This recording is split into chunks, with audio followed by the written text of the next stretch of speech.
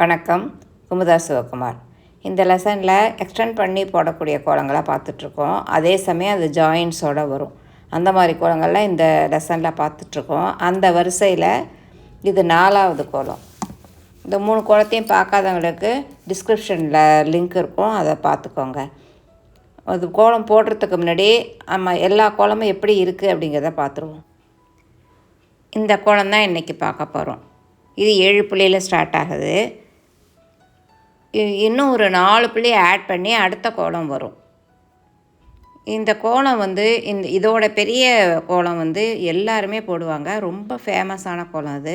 இது போடாமல் மார்கழி மாதமே இருக்காது அப்படிங்கிற மாதிரி மார்கழி மாதத்தில் ஏதாவது ஒரு நாள் இந்த கோலத்தை எடுத்து போட்டுருவாங்க. எல்லாருக்கும் அநேகமாக தெரிஞ்சிருக்கும்னு நினைக்கிறேன். ரொம்ப சுலபமான கோலம். இந்த கோலத்தில் இன்னொரு இன்ட்ரெஸ்டிங்கான விஷயம் இருக்குது, அது கடைசியில் பார்ப்போம். இந்த கோலத்தை இன்றைக்கி போடுவோம். அப்புறம் இன்னும் 4 புள்ளி ஆட் பண்ணி 11 புள்ளியில் போடக்கூடிய கோலம் இது. இதை அடுத்த கிளாஸில் போடுவோம்.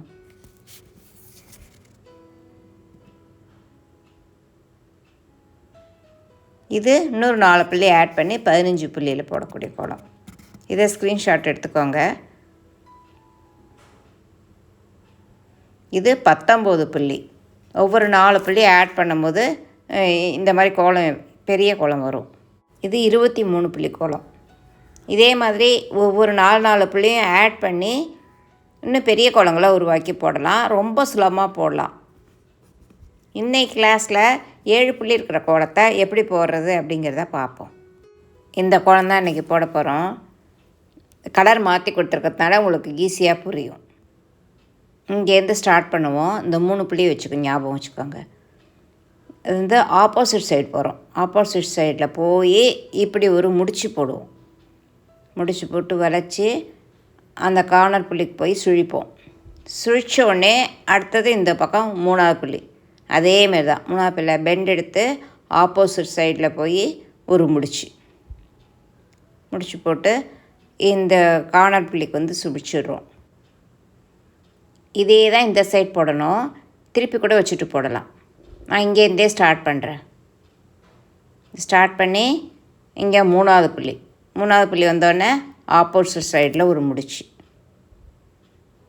அப்புறம் பெண்ட் பண்ணி இந்த கார்னர் புள்ளியில் போய் சுழிச்சிடுறோம். சுழிச்சோடனே இந்த பக்கம் 3வது புள்ளியில் பெண்ட் பண்ணி ஆப்போசிட் சைடில் ஒரு முடிச்சு. இப்போ ஆரம்பிச்சட்டை முடிச்சிடுறோம். இந்த சென்டர் புள்ளியில் சுழிச்சிடுவோம். கோலம் போட்டாச்சு. இது உங்களுக்கே தெரிஞ்சிருக்கோம் 2 ஜாயிண்ட்டோடு வருது அப்படின்னு சொல்லிட்டு. அதை கலர் மாற்றி கொடுத்துருக்கேன். இதை பார்த்தாலும் புரியும் உங்களுக்கு. இதிலே ஒரு இன்ட்ரெஸ்டிங்கான விஷயம் அப்படின்னு சொல்லியிருக்கேன்ல, அது என்னென்னா இந்த 4 ஜாயின் பண்ணோம்னா வேறு கோலம் வரும். இதை ஜாயின் பண்ணி பார்ப்போம். சென்டரில் ஜாயின் பண்ணுறோம்.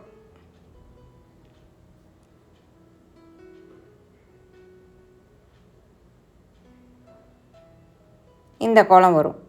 இந்த கோலம் பிரம்மமுடி கோலமாக வரும். கை எடுக்காமல் போடுற ஒரு கோட்டு கோலமாக வரும். இந்த கோலத்தை நம்ம முன்னாடியே போட்டிருக்கோம். லெசன் 24ல் 5வது கோலமாக இந்த கோலம் வந்திருக்கு. இந்த கோலத்தோட லிங்க்கும் டிஸ்கிரிப்ஷன் பாக்ஸில் தரேன். இப்போ பெண்ணால் சேர்த்து போட்டு வந்தால் உங்களுக்கு பிரம்மமுடியாக வர்றது நல்லாவே தெரியும்.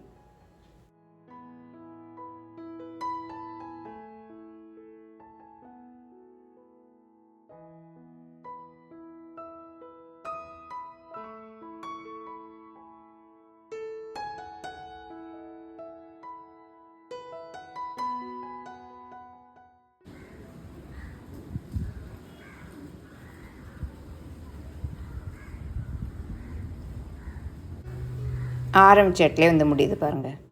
ஜாயிண்ட் இல்லாமல் இருந்தால் கோலம் இந்த மாதிரி வரும். நடுவில் ஜாயின் பண்ணோம்னா அந்த கோலம் இதை மாதிரி வரும்.